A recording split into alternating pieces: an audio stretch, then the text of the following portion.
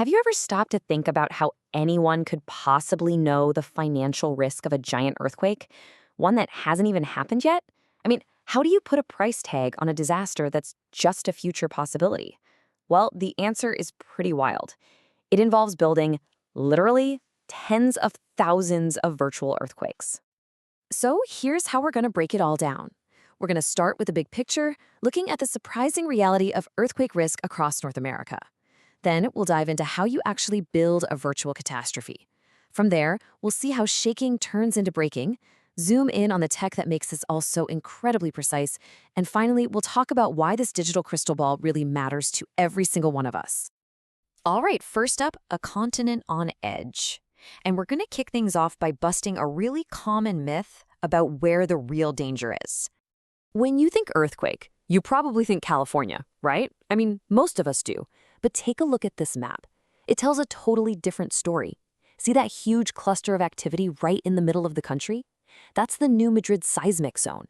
Back in 1811 and 1812, this spot produced some of the biggest quakes in U.S. history. We're talking shaking the entire eastern half of the country. So yeah, the risk is way more widespread than you might think. And this isn't just a U.S. story, not by a long shot. The risk just keeps going north into Canada. Sure, the West Coast has some intense activity, but look over to the east. Along the St. Lawrence River, you've got these hot spots, like the Charlevoix seismic zone, which has a history of major earthquakes that goes back centuries. And then if we look south, Mexico's Pacific coast is like a textbook example of a subduction zone. You've got these massive oceanic plates that are constantly taking a nosedive right under the North American plate. This whole process just builds up an insane amount of stress that gets released in frequent and often really powerful earthquakes. Think of the devastating 1985 Michoacan event. So the big picture is clear. The risk isn't just stuck on one coast or in one country. It's a whole continental issue. But all of this history, it's just a collection of events that seem pretty random. So the question is, how in the world do you turn that chaotic past into a reliable forecast for future financial risk? Well, that's where this next part comes in, building a virtual earthquake. We're about to go inside the engine that simulates thousands of years of what-ifs to figure out the risks we face today. The whole thing really boils down to 4 key steps. First, you generate a massive catalog of every single possible earthquake that could happen. Then, for each one of those virtual quakes, you calculate how the ground is going to shake everywhere. Next, you figure out what breaks and just how bad the damage is. And finally, you put a dollar amount on it all. Okay, let's start with step 1. It's powered by something called a stochastic event module. I know, that's a super technical name, right? But just think of it like a giant virtual library of every earthquake that could possibly happen over thousands of years. It's not just a list either. Every event in this library has a super detailed profile, its location, its size, how often it's likely to pop up, all based on real geology and historical data.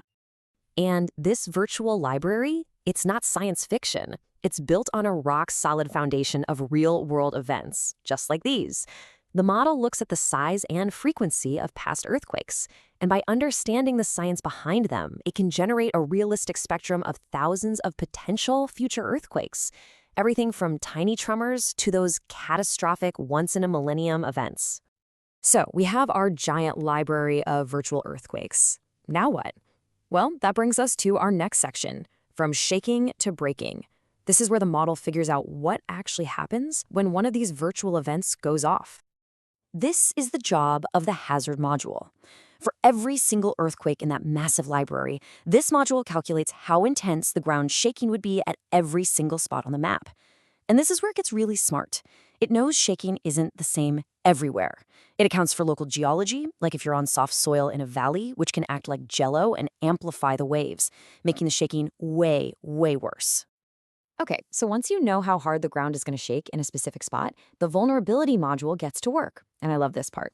You can think of it as a digital crash test for every single building. It takes the shaking data, mixes it with super detailed information about a building, and predicts how well it's going to hold up, or not. So what kind of info does it use? All the crucial details. Is it a modern steel frame skyscraper or an old brick house? Was it built in 1920 or 2020 with all the latest earthquake codes? How tall is it? What's it used for? A hospital, for example, has totally different weak points than a warehouse. All of these factors get crunched by the module to spit out a damage estimate. Now, this amazing level of detail brings us to what I think is the most impressive part of this whole thing, a magnifying glass on risk. This is where we see how this system gets so ridiculously precise. It all starts with something that sounds simple, but is a total game changer: geocoding. This is just the process of finding the exact latitude and longitude for a building. Knowing a building is in a certain zip code is okay, but knowing its exact street address, that's way better. Why? Because the danger can change dramatically over just a few hundred feet, and that precision is absolutely key. And once it knows exactly where a building is, the model pulls out its secret weapon. It's called the Variable Resolution Grid, or VRG. Just picture a smart magnifying glass that's laid over the entire continent. Instead of using the same grid size everywhere, it creates these tiny, high-resolution cells. We're talking as small as 100 meters across, in the crowded, high-risk cities, and then uses much bigger cells out in the middle of nowhere. And this right here, this visual shows you exactly what I'm talking about.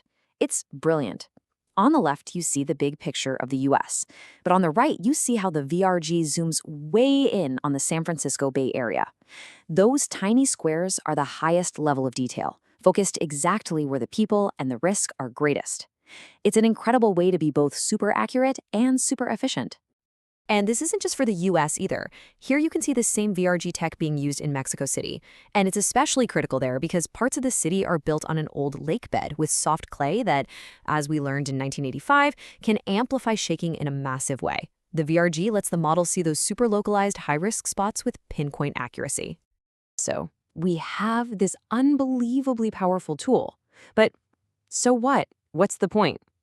And that brings us to our final section: the digital crystal ball, and why all this number crunching has a huge impact on the real world.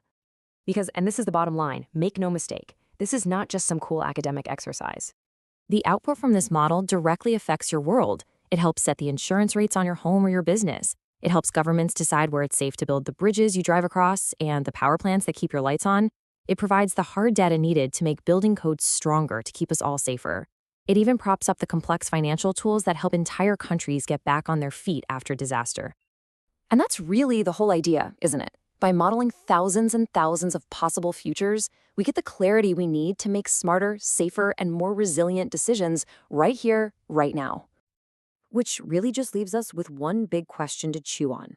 We now have the technology to figure out the potential cost of a future catastrophe with amazing precision. So we have to ask ourselves, are we doing enough with that knowledge to actually lower the price we'll all eventually have to pay?